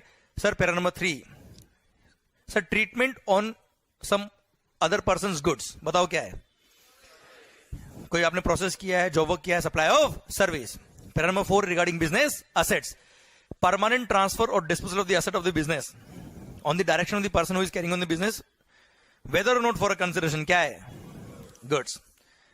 Second, allowing or permitting the use of the business assets for any purpose other than business to any person, आपने बिजनेस के असेट्स को किसी पर्सन को अलाउ कर दिया to use it without other than for business purpose, बताओ क्या है, supply of service, clear, whether or not for a consideration. And last, when a person ceases to be a taxable person, क्या है, सारे asset क्या मान लेंगे, supply of goods, accept अगर मेरा बिजनेस कंटिन्यू हो रहा है बाय माय लीगल हायर्स, या फिर किसी और पर्सन को मैंने ट्रांसफर कर दिया business as a going concern, तो ऐसे केस में सप्लाई नहीं होगा, क्लियर सर। आ रहा है सर, पैरा नंबर 5 आ रहा है ना बेटा, हाँ सर, पेन नंबर चेंज हो रहा है क्या सर, चेंज हो रहा है क्या, मैं समझ गया, मेरे को मैं आपका आंसर दे रहा हूं, पेन नंबर चेंज हो रहा है क्या सर, मेरे को पता है, तो होगा या नहीं होगा, खत्म आंसर, आ गया आपका आंसर। देखो पेन, देखो आपका पॉइंट है सिंपल सा कि सर पार्टनरशिप फर्म है, कंपनी में कन्वर्ट हो रही है, या कंपनी पार्टनरशिप में हो रही है, या इंडिविजुअल है, प्रोपर्टरशिप कंसर्न है, पार्टनरशिप में आ रही है, या vice versa, PAN number change होगा क्या sir, in the eyes of the law registration number नया लेना पड़ेगा सर, तो ट्रांसफर ऑफ बिजनेस हो गया सर, ये सप्लाई की बात ही नहीं आएगी सर इसमें, क्योंकि as a going concern you are continuing, कोई दिक्कत नहीं बेटा, ठीक है, यस ग्रेट। तो मैंने आपसे क्रॉस क्वेश्चन करके उसको सोल्व किया सर, ओके सर। अच्छा, मैं डायरेक्ट अगर आपको आंसर यस या नो में दूंगा ना सर, तो आप कभी सोल्व नहीं कर पाएंगे, मेरे को आपको फॉर्मूला देना जिससे मैं सोल्व करता हूं, तो आप उसको सोल्व कर पाएंगे sir, clear sir. Para number 5, para number 5 में देयर आर 6 ट्रांजेक्शंस, कितना सर, जो सप्लाई ऑफ सर्विस होंगे, क्या होंगे मालिक, आवाज नहीं आ रही, क्या होंगे सर, ध्यान इधर होना चाहिए। First, renting of immovable property, क्या है sir, is supply of service, renting of immovable property is a supply of service. अब रेंटिंग ऑफ इमूवेबल प्रॉपर्टी के अंदर जरूरी नहीं कि मैंने प्रॉपर्टी के सारे राइट्स आपको दे दिए हो, भले उस प्रॉपर्टी का मैंने इफेक्टिव कंट्रोल और पोजीशन आपको ट्रांसफर किया है नहीं किया, रेंट लिया ना सर, सप्लाई ऑफ सर्विस है, clear. Renting of immovable property, clear. और रेंटिंग को डिफाइन करके उसमें मेन जो बात लिखी है वो लिखी है वेदर उसके अंदर आपने इफेक्टिव कंट्रोल और पोजीशन उस प्रॉपर्टी का दिया है या नहीं दिया, वो रेंटिंग कहलाएगा, सप्लाई ऑफ सर्विस होगा। अब इसका मतलब क्या होता है मैं समझाता हूं आपको। फॉर एग्जाम्पल, ये क्लासरूम हमने रेंट पे ले लिया, मान लो ये क्लासरूम हमने रेंट पे ले लिया, जो लैंडलॉर्ड है, जो ओनर इन प्रॉपर्टी का, क्या अभी जो रनिंग क्लास उसमें आके बैठ जाएगा क्या? या रनिंग क्लास में आके बोलेगा क्लास खाली करो, ऐसा है क्या? कि अभी क्लास मत लो सर मेरी इच्छा है, ऐसा बोल सकता है क्या? नहीं, हमारी इच्छा होगी तब हम क्लास चलाएंगे, हमारी इच्छा होगी तब क्लास बंद करेंगे सर। इसमें ओनर का कोई रोल नहीं है। क्लियर? तो उसने हमको इस प्रॉपर्टी का इफेक्टिव कंट्रोल और पोजीशन दे दिया। तो भी रेंट पे है ना, सब खरीदा तो है नहीं हमने प्रॉपर्टी, सप्लाई सर्विस है। सेकंड, अगर इफेक्टिव कंट्रोल पोजीशन नहीं देता तो भी सप्लाई सर्विस होता है, रेंटिंग में कवर होता है। एग्जांपल, ये जो बिल्डिंग है, इसकी रूफ पे, छत पर आपको पता है एयरटेल का टावर लगा हुआ है, पता है? ओके, तो एयरटेल का टावर लगा, अब पता पड़ा? ओके सर, मैंने कहा ना आपको जो नहीं पता होता है वो मेरे को बताना बहुत इजी होता है। तो सर इस बिल्डिंग के ऊपर मान लो एयरटेल का टावर लगा हुआ है सर। अब मान लिया ना सर हमने, जबरदस्त माहौल। अब देखो, अब और जबरदस्त पढ़ाऊंगा मैं आपको सर। अब एयरटेल ने जब हमसे कॉन्ट्रैक्ट किया होगा, अच्छा जिसकी मर्जी हो टावर लगा के जाए, ऐसा? बिल्डिंग हमारी है, क्लियर? हमने उसको कॉन्ट्रैक्ट पे दिया होगा तो हमने उसको रेंट पे दिया सब। Airtel will pay us rent, clear? पर एयरटेल ने ऐसी कोई कंडीशन नहीं लगाई ना, हमारे बीच में ऐसी कोई कंडीशन कि आप छत पे नहीं जा सकते हो। टावर लगाया, छत पे जाना, जाओ, घूमो फिरो, टावर पर लटक जाओ, हमें कोई दिक्कत नहीं है सर। मतलब हमने उस एरिया का इफेक्टिव कंट्रोल और पोजीशन एयरटेल को नहीं दिया, पर फिर भी वी आर चार्जिंग रेंट। बताओ supply of goods, supply service है या नहीं सर? रेंटिंग में कवर होता है, सप्लाई सर्विस है सर। क्लियर? डन, कोई खास बात नहीं, सिंपल सा पॉइंट था ये। Okay sir, para number 5 clause number B, दिल थाम के बैठना। This will be one of the best point of the day sir. माहौल जबरदस्त। बुक्स बंद करना सर, ध्यान पूरा इधर। ओके ओके, इधर schedule 2 para 5, schedule 2 para 5 clause number B, supply service पढ़ रहे हैं sir. Construction of a building, complex, civil structure or a part thereof, comma, including a complex or building intended for sale to a buyer wholly or partly, except where the entire consideration is received after issuance of completion certificate by the competent authority or its first occupation, whichever is earlier. वाह, माहौल माहौल जबरदस्त। अब बस बस रुलाओगे क्या हुए sir? शुरू में अच्छा लगा सर, आ रहा है आ रहा है आ रहा है। और ओके, इसलिए बोला ना बेस्ट पॉइंट है सर। आप सुनो ध्यान से, टाइम लगेगा इसके अंदर। चलो एक काम करता हूँ, एक शानदार चीज सिखाता हूँ आपको मैं, मस्त वाला माहौल जबरदस्त। लोग तो ऐसे खुश हुए कि सर पढ़ाई नहीं, अब पढ़ाई नहीं कराएगा, कुछ और ही बात। अरे सर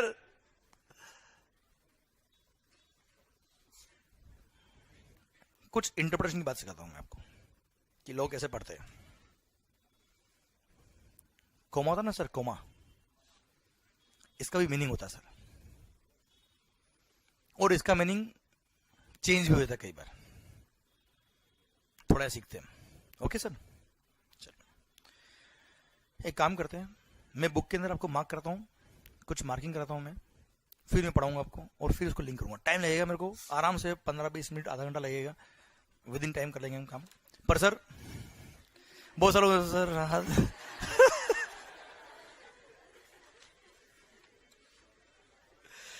38 पेज नंबर 38 शेड्यूल 2 देखो आप,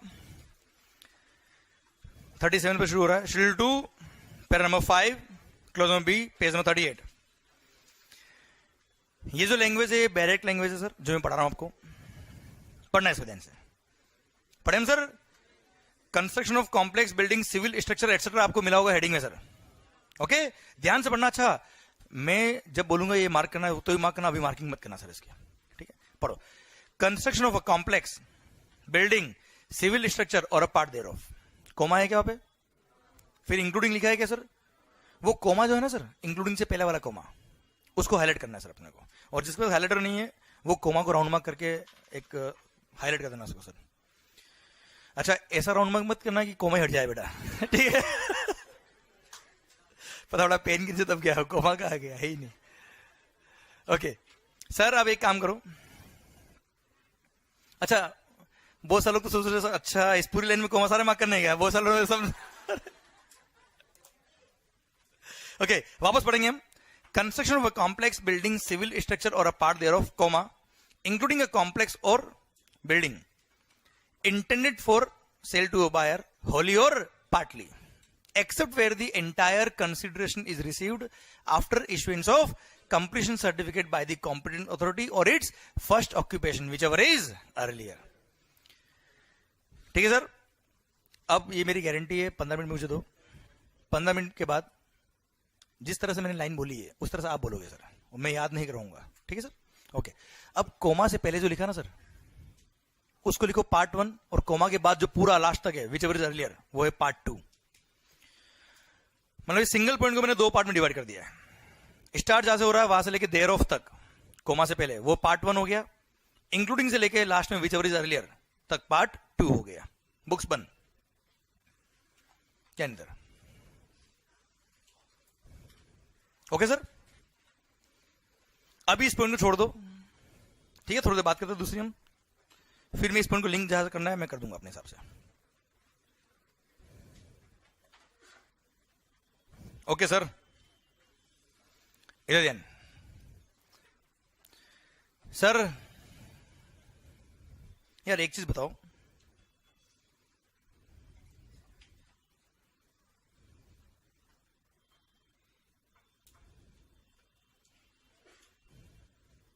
as per grammar which one is correct? First sentence है सेकंड? फर्स्ट। क्या एंड से पहले कोमा आता है? नहीं आता है। चलो सेम वे,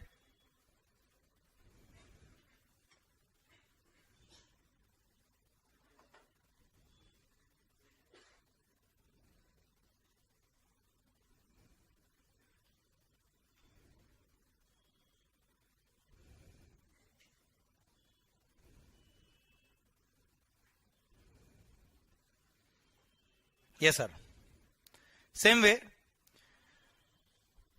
इसमें भी हम बात करें तो first one is correct. Including से पहले कोमा नहीं आता। हम बोलते ना हमारा सिलेबस में बहुत सारे पॉइंट है यार, इंक्लूडिंग कस्टम, जीएसटी, ये वो सब कुछ, तो बीच में कोमा नहीं आता सर।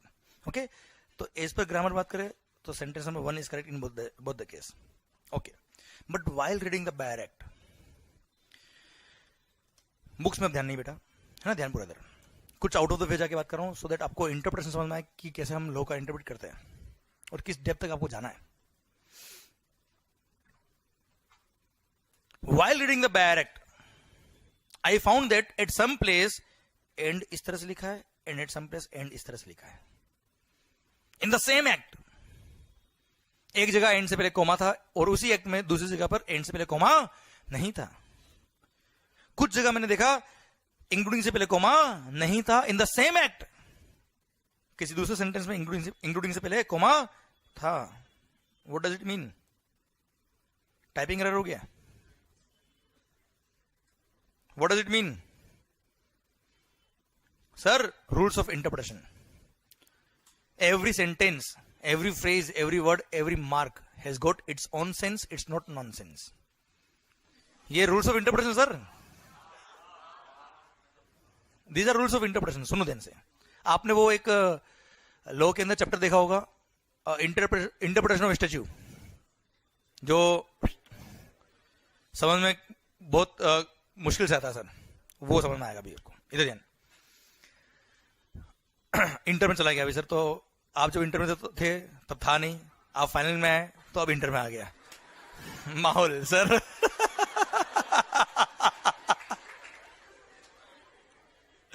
ओके, जबरदस्त। तो सर इधर ध्यान,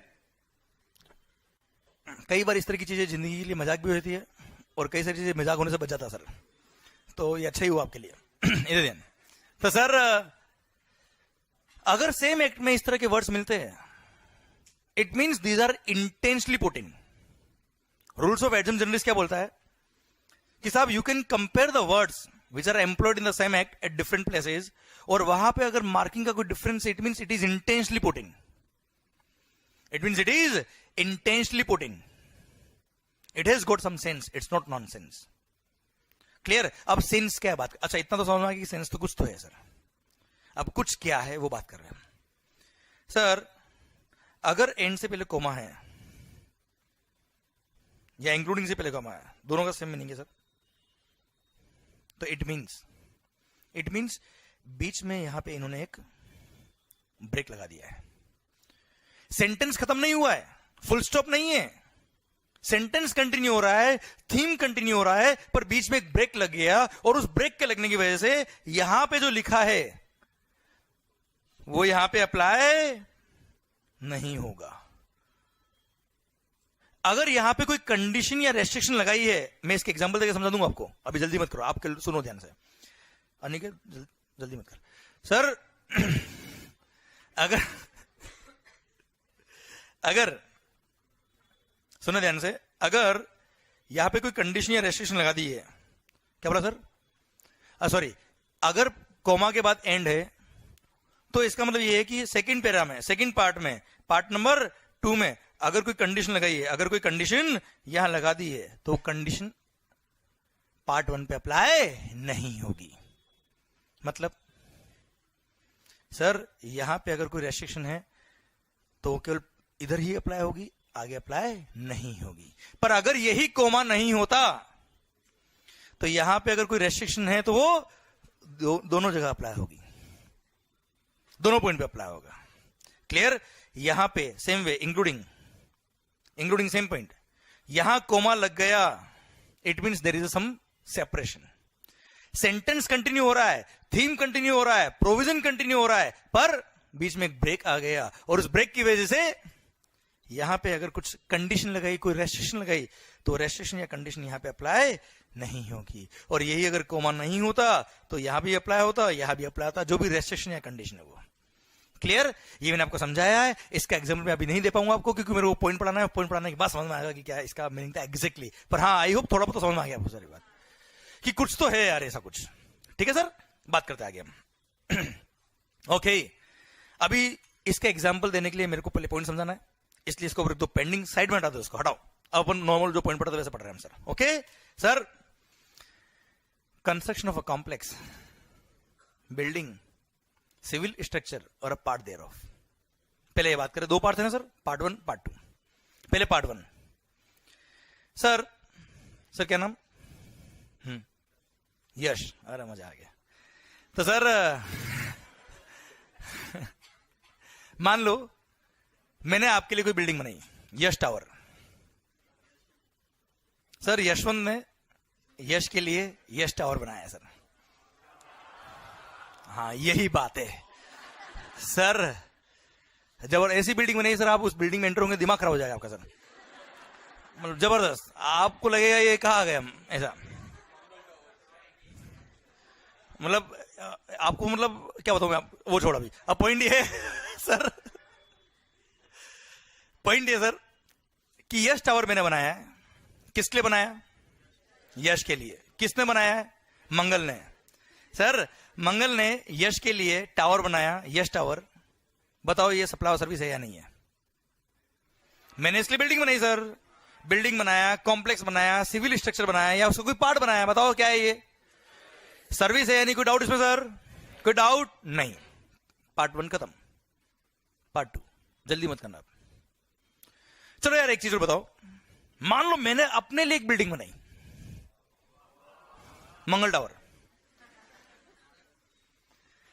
मान लो मैंने अपने लिए एक बिल्डिंग बनाई, नाम क्या है सर? बताओ। सप्लाई ऑफ सर्विस है क्या? आवाज नहीं आ रही। सप्लाई ऑफ सर्विस है क्या? मैंने खुद के लिए बिल्डिंग बनाई, बताओ सप्लाई ऑफ सर्विस है क्या? मैंने आपके लिए बनाई तो भाई मैंने आपको पढ़ाया सप्लाई ऑफ सर्विस है, मैंने खुद ने खुद को अमेंडमेंट पढ़ाया है, और भारी अमेंडमेंट, चलो 500 रुपए जीएसटी। अरे क्लियर, समझे मेरी बात? ओके, तो मैंने आपके लिए बिल्डिंग बनाई, सप्लाई ऑफ सर्विस, मैंने अपने लिए बिल्डिंग बनाई तो सप्लाई ऑफ सर्विस। पर सर मैंने अपने लिए जो बिल्डिंग बनाई मंगल टावर्स, इसमें 100 फ्लोर है, 100 फ्लैट है। चलो अब 100 फ्लैट्स मैंने बनाया उस बिल्डिंग में। क्यों बनाया सर? बेचने के लिए बनाया। 100 फ्लैट मेरे क्या काम आएंगे? कृष्ण भगवान तो अपन है नहीं। अब मेरा पॉइंट आपसे ये है, अब बाद में समझना भी था, ध्यान दे सर। अपने एक बहुत है सर, पॉइंट ये है सर कि सर 100 फ्लैट जो मैंने बनाया बेचने के लिए बनाए होंगे सर। अब सर आप देखना कई बार, अच्छा मैंने फ्लैट का एग्जांपल लिया है, फ्लैट की जगह ऑफिसेज भी हो सकते हैं, कमर्शियल कॉम्प्लेक्स भी हो सकता है सर ये। ओके, जैसे ही बिल्डिंग बनना शुरू होता है या प्लान अप्रूव होता है, बुकिंग होना चालू हो जाता है, आपने देखा होगा सर। मान लो 100 फ्लैट्स में से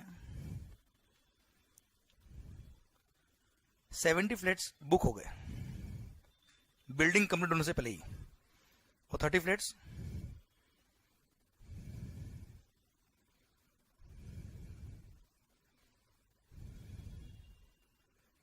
बुक नहीं हुए sir before completion. Clear? Okay. अच्छा पहली बात तो ये कि मैं फ्लैट बुक करूंगा, मान लो मैं बिल्डर हूं सर, 100 फ्लैट मैंने बनाया, मंगल टावर है सर, और सपोज कर लो हर एक फ्लैट 1 करोड़ का है सर। ऐसा होता नहीं normally, floor wise location wise prices change होते हैं sir. 1 crore each, 1 crore each, 100 flat है सर, 70 फ्लैट बुक हो गए। अब 70 फ्लैट बुक कैसे होंगे सर? मुझे कुछ एडवांस दोगे तो बुक करूंगा ना यार मैं। अरे भाई आपका फोन आया सर फ्लैट बुक कर देना, अरे फोन पे तो हम क्लास की सीट बुक नहीं करते, फ्लैट तो बहुत दूर की बात है सर। अरे क्लियर? तो सर ऑब्वियसली बात है हमने कुछ एडवांस कंसिडरेशन लिया होगा सर उनसे। अरे हाँ है ना भाई। मान लो हमारा पॉलिसी है कि 1 करोड़ का फ्लैट है, अब 1 लाख रुपए हमको एडवांस दो। कितना दो सर? और फ्लैट बुक कराओ सर। आपने मुझे 1 लाख रुपए दिया,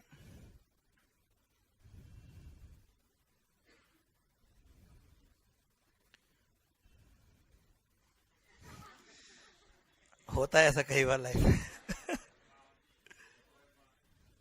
वो 10:45 होने वाले ना सर।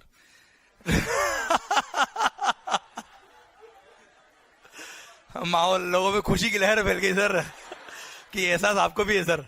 Okay great. तो सर पॉइंट ये कि 1 लाख रुपए each, rupees 1 lakh each received as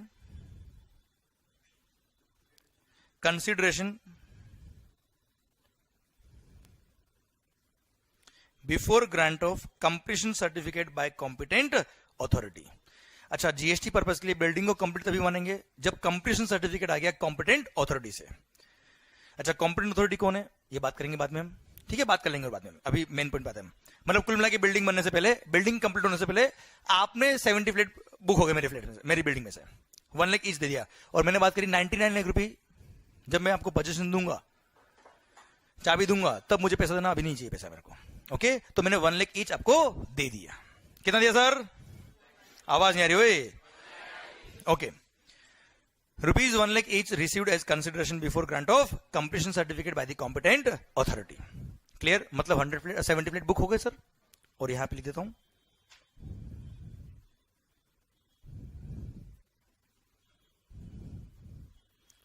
no consideration received till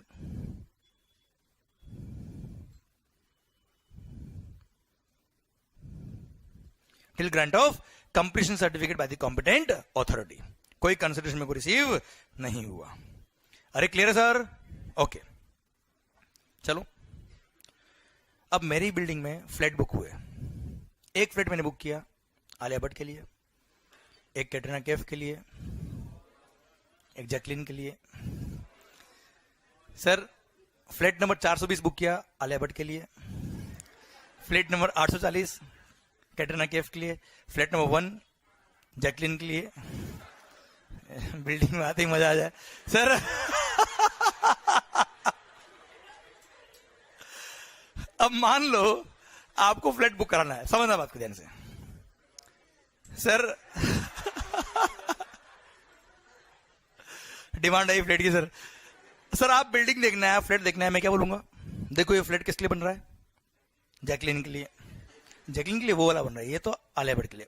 वो कैटरीना कैफ के लिए, ओके 420 840 फ्लैट नंबर 1, ओके या सर। तो आपने पकाया, मैंने भी पका दी बात बराबर। सर पॉइंट मेरा आपसे ये कि आप जब फ्लैट देखने आए, मैंने क्या बोला सर, ये फ्लैट बन रहा है किसके लिए, आलिया भट्ट के लिए, ये बन रहा है किसके लिए, जैकलिन के लिए, ये बन रहा है किसके लिए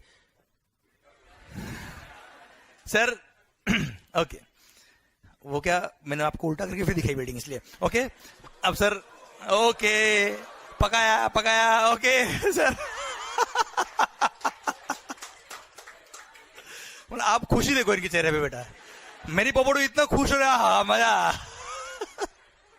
इससे समझ में आता है आपकी भावना है क्या सर। ओके तो पॉइंट ये, आप जब फ्लैट देखने आए तो मैंने क्या बोला, फ्लैट नंबर 420 किसके लिए बन रहा है, इट मींस फ्लैट 420 मैं बना रहा हूं, मंगल बना रहा है किसके लिए, तो I am providing services to Alia or not, point ये। आवाज नहीं आ रही हुई, is it supply of service or not. पर सर कोई बिल्डर टैक्स पे नहीं कर रहा था, बिल्डर्स का आर्ग्यूमेंट क्या था वो समझना आप ध्यान से, थोड़ा लीगल वे में जाते हैं। आप जब भी फ्लैट बुक कराते हो या ऑफिस बुक कराते हो तो देखना सेल एग्रीमेंट होता है सर।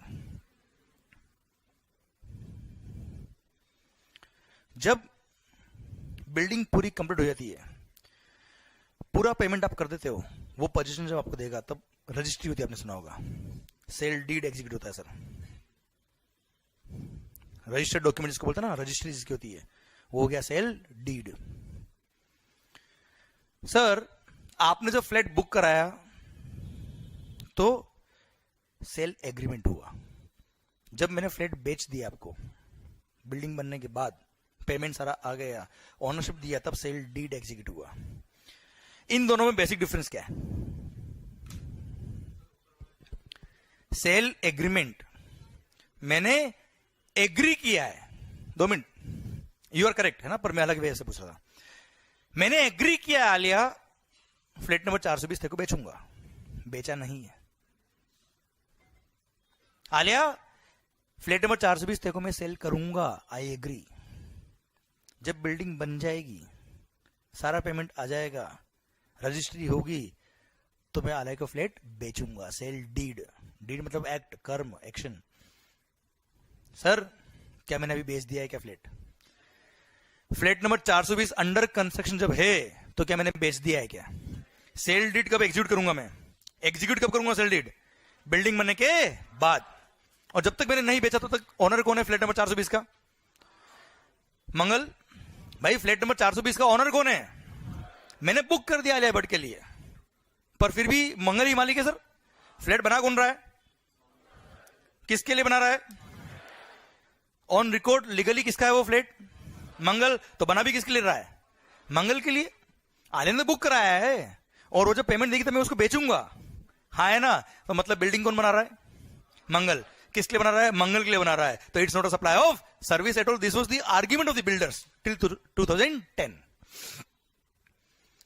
2010 तक no builder was paying service tax using this argument कि साहब मैंने तो एग्री किया है, बेचा थोड़े, और जब तक नहीं बेचा तब तक फ्लैट नंबर 420 का मालिक मैं, और मैं ही अपना फ्लैट बना रहा हूं, तो it's self service, self service is not chargeable to service tax, हाँ है ना। और जब मैं उसको फ्लैट बेचूंगा तो वो सेल ऑफ इमूवेबल प्रॉपर्टी होगा, और सेल ऑफ इमूवेबल प्रॉपर्टी पे सर्विस टैक्स नहीं था, और जीएसटी भी नहीं है, हम बात करेंगे बाद में भाई, वो तो सेल ऑफ प्रॉपर्टी हो गया ना यार, सेल ऑफ इमूवेबल प्रॉपर्टी पर जीएसटी नहीं लगता। तो this is the argument of the builder. 2010 में सर्विस टैक्स के लिए आर्ग्यूमेंट था बिल्डर का, जो लीगली टेनेबल था। पर आप मुझे बताओ, जब फ्लैट देखने आप आए तो फ्लैट नंबर 420 कौन बना रहा है, किसके लिए बना रहा है, बताओ, लॉजिकली सप्लाई ऑफ सर्विस है या नहीं सर, आवाज नहीं आ रही ओए, इसलिए बोला क्या 70 flat will be supply of service, और झगड़ा नहीं हो इसलिए शेड्यूल 2 में इसको लिख दिया क्या, हाँ भाई हाँ, दिमाग खराब मत करना, ये सप्लाई ऑफ सर्विस होगा। हाँ 30 फ्लैट्स जो बुक नहीं हुए, 30 फ्लैट्स जो बुक नहीं हुए, वो कौन बना रहा है, किसके लिए बना रहा है, मंगल के लिए। कोई बुक हुआ है सर, किसी के लिए बना रहा हूं मैं, नहीं, तो सप्लाई ऑफ सर्विस नहीं है। और फ्लैट बनने के बाद जब बेचूंगा तो सेल ऑफ इमूवेबल प्रॉपर्टी, और सेल ऑफ इम्यूनल प्रोडक्ट पे जीएसटी नहीं लगता, ऐसा हम कल पढ़ेंगे, बात आएगा पॉइंट वाला, शेड्यूल 3 में आएगा एक्चुअली वाला पॉइंट। अरे क्लियर, समझे आप मेरी बात? मतलब कितने फ्लैट पे जीएसटी लगेगा सर? क्योंकि it is supply of service. Clear, समझे मेरी बात बच्चों? आवाज नहीं आ रही हो? ओके, तो sir 1 lakh rupee each received as a consideration before grant of completion certificate by the competent authority. Clear, तो it is supply of service.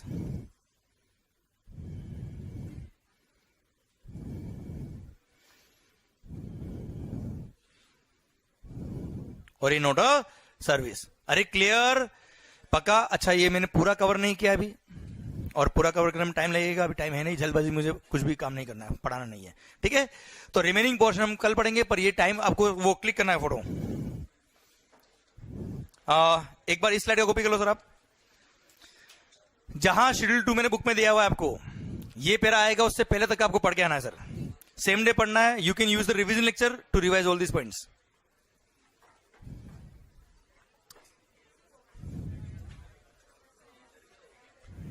ये हो गया कॉपी?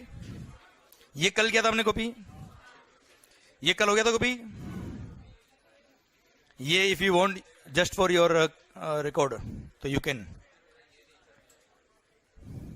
ये आपने बुक में लिखा था सर, ये कर लो अगर in case if you want. कल मैं इसको कंक्लूड करूंगा, अभी मैंने इसको पूरा कंक्लूड नहीं किया, एग्जाम्पल पूरा करने के बाद करूंगा मैं, ठीक है? ये भी मेरा स्लाइड बाकी है, अभी यहाँ पे लिखने वाला हूं मैं, कल लिखूंगा मैं इस पे कुछ।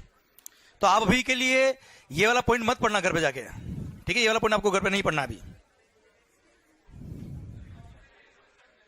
ये शेड्यूल 2 पैरा 5 जो आएगा ना सर, उससे पहले पहले वाला आपको पढ़ना है, सीक्वेंस में दिया, उससे पहले पढ़ा दिया मैंने आपको। ओके, सर्कुलर दिए, अच्छे से पढ़ना बेटा उसको। Okay, thank you so much, thank you, good night, good day. Good night तो क्या है सर, वीडियो क्लास वाले देख रहे हो तो गुड नाइट भी हो सकती है उनके लिए। Thank you for